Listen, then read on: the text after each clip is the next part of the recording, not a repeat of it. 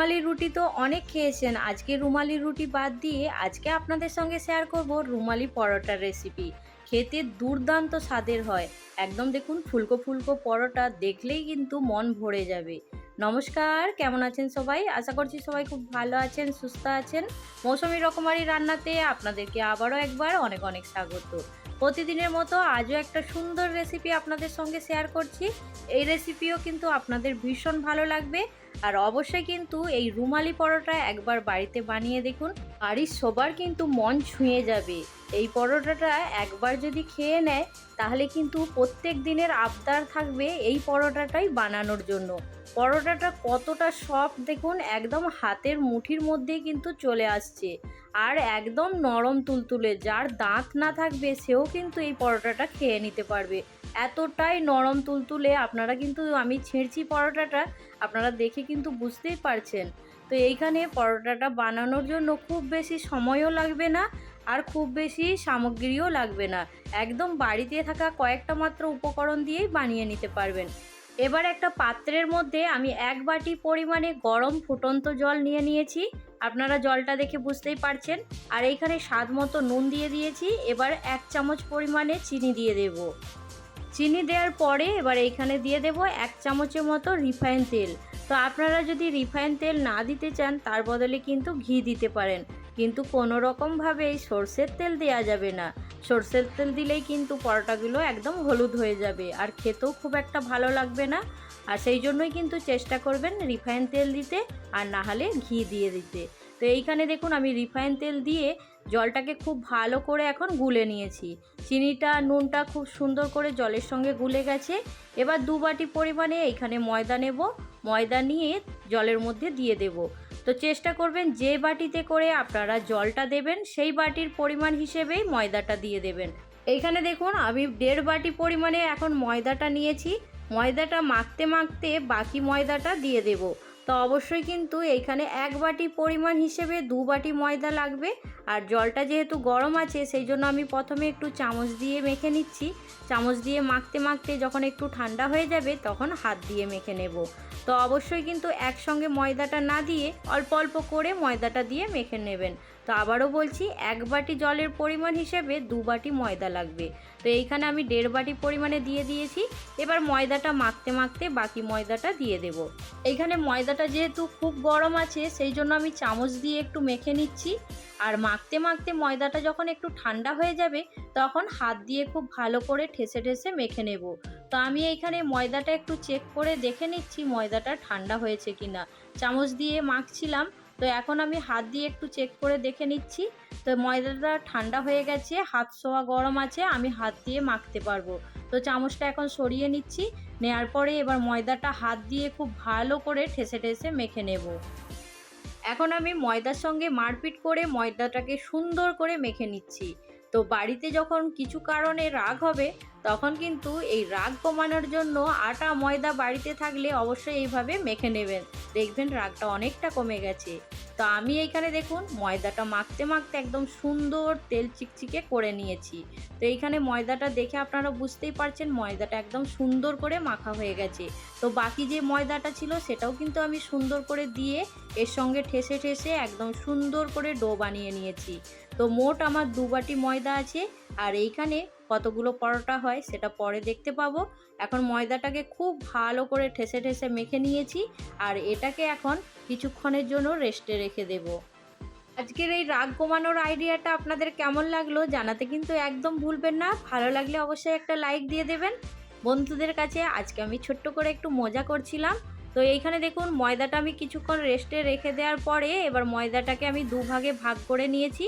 ভাগ করার পরে এবার সুন্দর করে ময়দাটা আবারও হাত দিয়ে ডলে ডলে একটু মেখে নিচ্ছি। তারপরে সুন্দর করে একটু লেচি কেটে নেব।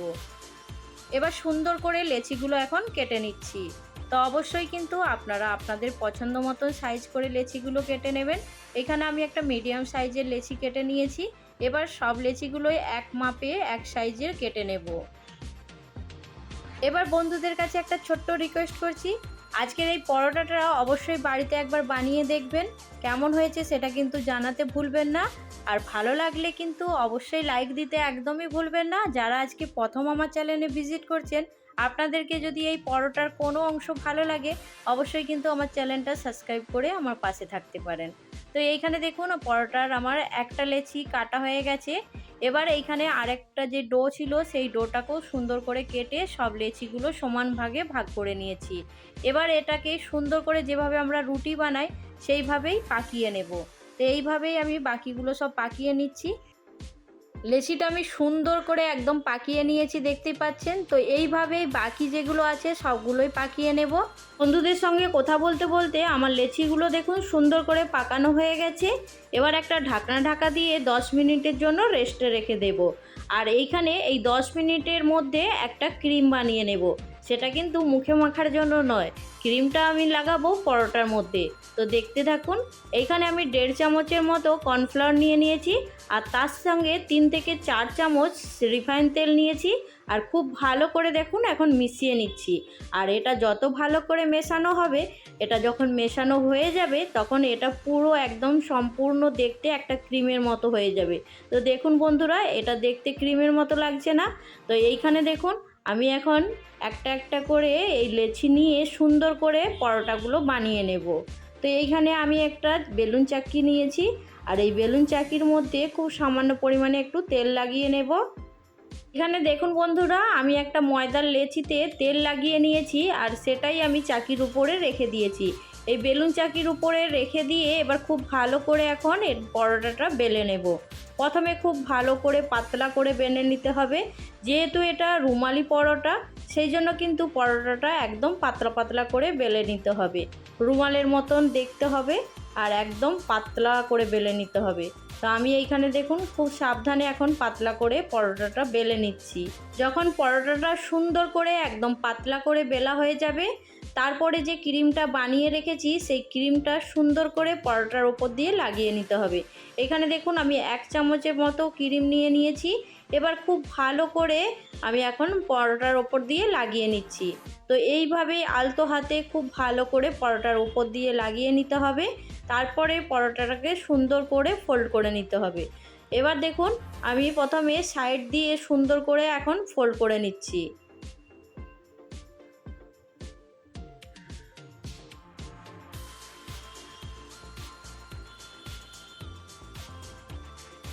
দুটো সাইড যখন সুন্দর করে ফোল্ড করা হয়ে যাবে, তখন নিচের দিক থেকে এটা মাঝ বরাবর নিয়ে চলে আসতে হবে, আর তারপরে ওপর দিক থেকে নিয়ে খুব সুন্দর করে ফোল্ডটা করে নিতে হবে।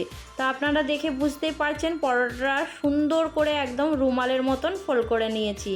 তো এইভাবেই সব পরোটাগুলোকেই সমানভাবে করে নিতে হবে। তো আপনাদেরকে আমি একটা দেখিয়ে দিয়েছি। এবার এই পরোটাটাকে সুন্দর করে বেলে নেব। তো বেলে নেওয়ার আগে দেখুন আমি হাত দিয়ে একটু চেপে চেপে সুন্দর করে একটু বড় করে নিচ্ছি। তারপরে বেলুন চাকি দিয়ে বেলনা দিয়ে খুব ভালো করে একদম বেলে নেব। পরোটাটা বেলা খুবই সহজ, একবার দেখে নিলে যে কেউ বানিয়ে নিতে পারবে। যখন ফোল্ড করবেন তখন সুন্দর করে ফোল্ডটা করে নেবেন। পরোটাগুলো যখন ফুলবে তখন এক একটা লেয়ার খুলে আসবে। এখানে দেখুন বন্ধুরা, আমি রুমালি পরোটা সুন্দর করে একদম পাতলা করে বেলে নিয়েছি। আপনারা দেখে বুঝতেই পারছেন, যেহেতু এটা রুমালি পরোটা সেই জন্য একদম রুমালের মতন পাতলা করে বেলে নিতে হবে। সামনে থেকে আপনাদেরকে একটু দেখানোর চেষ্টা করছি। এর কিন্তু ভেতর থেকে কাঠটা বোঝা যাচ্ছিল, ক্যামেরাতে অতটা বোঝা যাচ্ছে না, কিন্তু একদম পাতলা করে বেলে নিতে হবে। খেতে অসম্ভব সুন্দর হয়, একবার বানিয়ে দেখলেই বুঝতে পারবেন কতটা খেতে সুন্দর হয়। তো এইখানে পরোটা আমার সুন্দর করে বেলা হয়ে গেছে, আর আমি গ্যাস অন করে একটা তাওয়া গরম করে নিয়েছি। এবার তাওয়ার মধ্যে এই পরোটাটা দিয়ে দেব। এখানে দেখুন বন্ধুরা, আমার কিন্তু তাওয়াটা সুন্দর করে গরম করা হয়ে গেছে। এবার তাওয়ার ওপর থেকে আমি খুব সামান্য পরিমাণে একটু তেল দিয়ে খুব ভালো করে লাগিয়ে নিচ্ছি। পরোটাটা দেওয়ার সঙ্গে সঙ্গে তাওয়ার মধ্যে যাতে জড়িয়ে না যায় আর পরোটাটা ছিঁড়ে না যায় সেই জন্যই তেল একটু লাগিয়ে নিয়েছি। তো আপনারা যদি ননস্টিক প্যানে করেন তাহলে কিন্তু আর তেলটা লাগানোর প্রয়োজন হবে না। তো এইখানে আমি গ্যাসের ফ্লেমটা এখন মিডিয়াম রেখেছি। এইখানে দেখুন বন্ধুরা, পরোটার ওপরের দিকটা খুব সুন্দর টেনে গেছে দেখতেই পাচ্ছেন, আর ছোট ছোট বাবলস আসতে শুরু হয়ে গেছে। এবার এর মধ্যে দিয়ে দেব খুব সামান্য পরিমাণে রিফাইন তেল। দিয়ে পরোটাটা সুন্দর করে এবার উল্টে দেব। আপনারা চাইলে ঘি কিংবা বাটার দিয়েও পরোটাগুলো ভেজে নিতে পারেন। তো আমি এইখানে রিফাইন তেল দিয়ে পরোটাগুলো সুন্দর করে ভেজে নিচ্ছি, তবে সরষের তেল দেওয়া যাবে না, এই জিনিসটা একটু খেয়াল রাখবেন। পরোটাটা উল্টানোর পরেই দেখুন দেখতে কি অপূর্ব লাগছে আর খুব সুন্দরভাবে একদম বালিশের মতো ফুলে উঠছে। তো এইভাবেই বাকি পরোটাগুলো বানিয়ে নেব। আর একটা পরোটা ভাজতে খুব বেশিক্ষণ কিন্তু সময় লাগবে না, একদম কম সময়েই সুন্দরভাবে পরোটাগুলো ভাজা হয়ে যাবে। এখানে পরোটাটা আমি এখন উল্টে পাল্টে সুন্দর করে ভেজে নিচ্ছি। এইভাবেই কিন্তু বাকি পরোটাগুলো ভেজে নেব। তো অবশ্যই আপনারা দেখে বুঝতে পেরে গেছেন পরোটাটা বানানো একদমই সহজ আর খেতে দুর্দান্ত স্বাদের। আমার এইখানে কিন্তু এই পরোটাটা হয়ে গেছে, এবার প্লেটের মধ্যে তুলে নেব। আর এইভাবেই কিন্তু বাকি পরোটাগুলোও আমি রেডি করে নেব। আমার এইখানে কথা বলতে বলতে একটার পর একটা পরোটা ভেজে রেডি করে নিয়েছি। তো গরম গরম পরোটা কিন্তু শুধুই খাওয়া হয়ে যাবে। তা আপনাদের কি দিয়ে পরিবেশন করলে ভালো লাগবে অবশ্যই কিন্তু কমেন্ট করে জানাবেন। আর আপনারা কি দিয়ে এই রুমালি পরোটা খেতে পছন্দ করবেন সেটাও কিন্তু জানালে খুব ভালো লাগবে।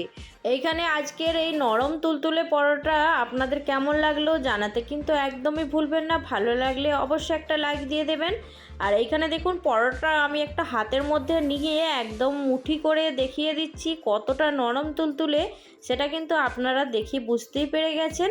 আর বাড়িতে কোনো বয়স্ক মানুষ থাকলে তারাও কিন্তু এই পরোটাটা একদম খুশি মনে খেয়ে নেবে, কেননা এটা এতই নরম। দেখতে পাচ্ছেন আমি ছিঁড়ে আপনাদেরকে একটু দেখিয়ে দিচ্ছি আর সামনে থেকে দেখাচ্ছি, আপনারা দেখে বুঝতেই পারছেন খুবই সফট একদম নরম তুলতুলে পরোটা হয়। আজকের রেসিপি এইখানেই শেষ করছি। পরবর্তী রেসিপি নিয়ে খুব তাড়াতাড়ি আরও একটা নতুন ভিডিওর সঙ্গে দেখা হবে। সবাই ভালো থাকবেন, সুস্থ থাকবেন, বাই।